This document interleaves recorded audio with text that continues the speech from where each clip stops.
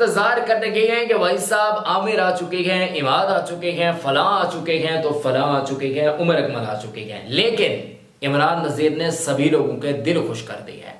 इमरान नज़ीर की पाकिस्तान टीम के अंदर वापसी होनी चाहिए या फिर नहीं, ये आप लोगों ने मुझे कमेंट्स के अंदर अभी के अभी बताना है। लेकिन मैं आपको बता रहा हूं कि बूढ़ा शेर वापस आ चुका है मैदान के अंदर। अब तकरीबन इमरान नज़ीर साहब ने आज ऑफिशियल अनाउंसमेंट का ऐलान किया कि भाई साहब मैं अब पाकिस्तान क्रिकेट टीम के लिए दोबारा से आना चाहता हूं, हाई लेवल पर क्रिकेट को खेलना चाहता हूं। यानी कि अब वो डोमेस्टिक के अंदर भी हिस्सा होंगे, अब वो लीग्स के अंदर जिस भी लीग के अंदर उनको पिक किया गया वो आपको इन एक्शन देखने को मिल जाएंगे।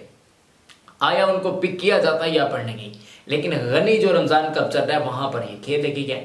उम्मीद है कि ऐसे ही कश्मीर प्रीमियर लीग का भी हिस्सा होंगे, ऐसे ही अगर कोई पाकिस्तान की मकामी सतह पर लीग होती है तो उसका भी ये हिस्सा होने जा रही है, उसका भी ये पार्ट बनने जा रही है।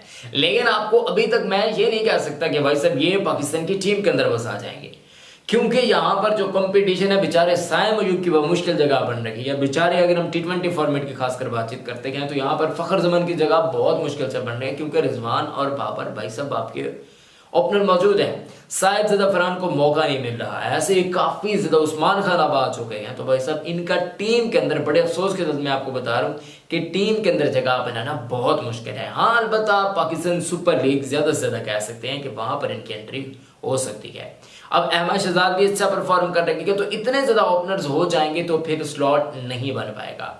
और अगर आप इमरान नज़ीर के ऑफिशियल कैरियर को जाकर देखते हैं, उनके मैचेस की बातचीत करते हैं, तो वो पावर प्ले का फायदा उठाने में कलीदी किरदार अदा रखते हैं।